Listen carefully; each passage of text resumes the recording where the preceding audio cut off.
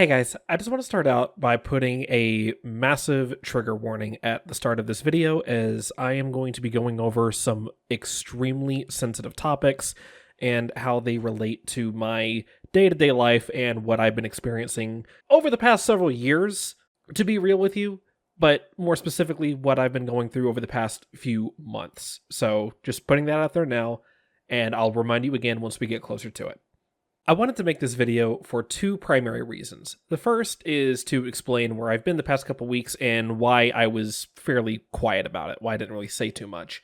And the other is so I can help educate people who may not be as familiar with my condition and the things that I go through, to help them better understand and also to help further end the stigma surrounding mental health. Because I've said it many times that the best way to break the stigma surrounding mental illness is to talk about it, so let's talk.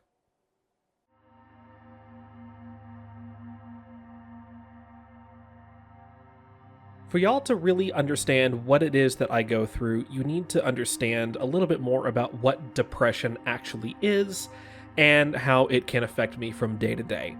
Depression is something that can be manifested through a variety of factors, including biochemical changes.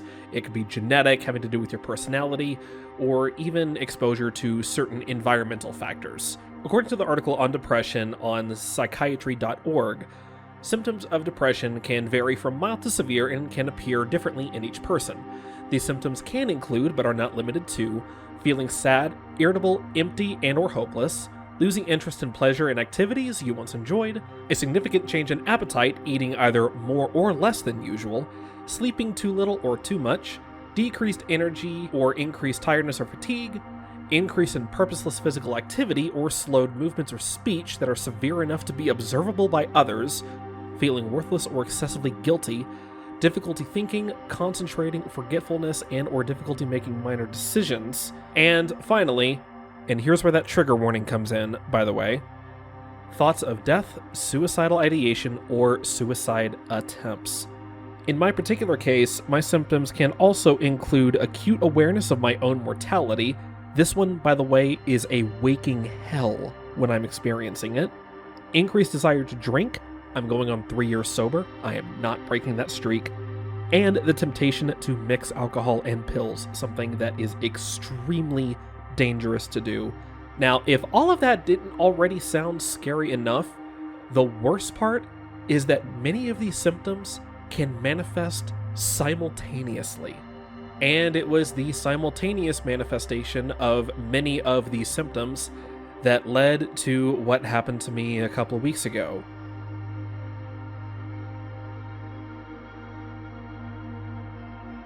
I have been battling with depression since the year 2012, and it's been an ongoing battle fought on and off with a lot of ups and downs. For the most part, I have a pretty good grip on it. I can usually tell if I'm falling into a depressive bout, and I have ways to combat it and get myself back on my own 2 feet, as it were. The only problem is this past January was really bad.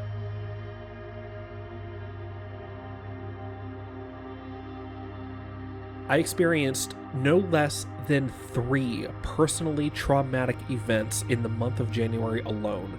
I had to rush a close family member to the ER after they fell and split their head wide open in the middle of the night, ended up losing another very close person to me very suddenly and unexpectedly, and I was about half a block away from a police-involved shooting.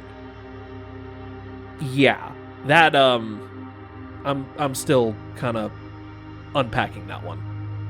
All of this stress and trauma that I experienced in such a short period of time, combined with the symptoms of depression that I already wrestle with on a daily basis, came to a head and culminated into one of the worst mental breakdowns I have ever experienced in my entire life on Saturday, January 25th.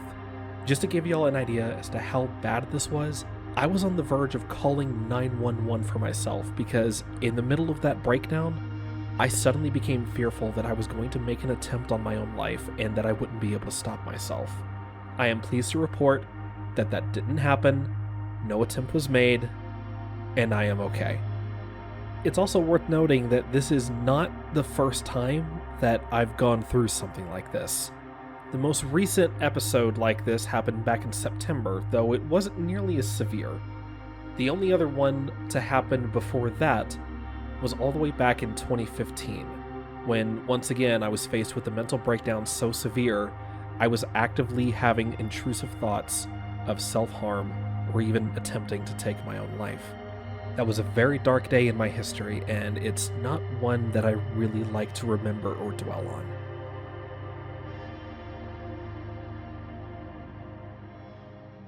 So of course now we arrive at the big question. Why am I telling you all of this? Well, there's a few reasons.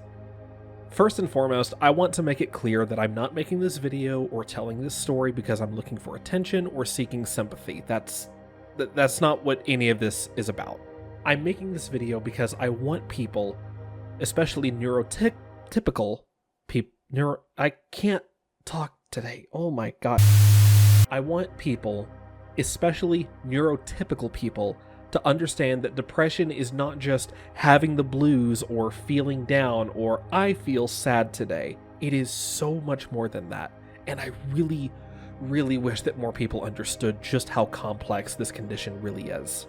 Secondly, if I put my story out there and I talk about my struggles, then my hope is that someone else who's going through a similar situation to mine will also be encouraged to open up and talk about theirs.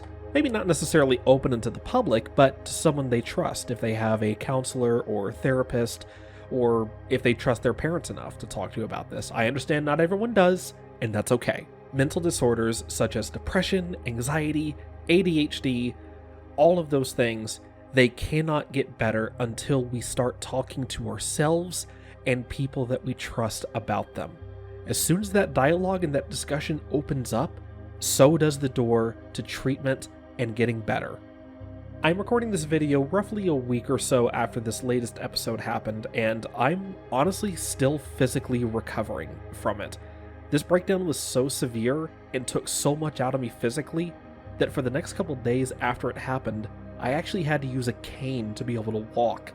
Not because I was in any pain, but because I simply did not possess the physical strength to stand up on my own 2 feet. And as someone who used to do CrossFit and performative martial arts on the regular, not being able to walk without a mobility aid is honestly rather demoralizing.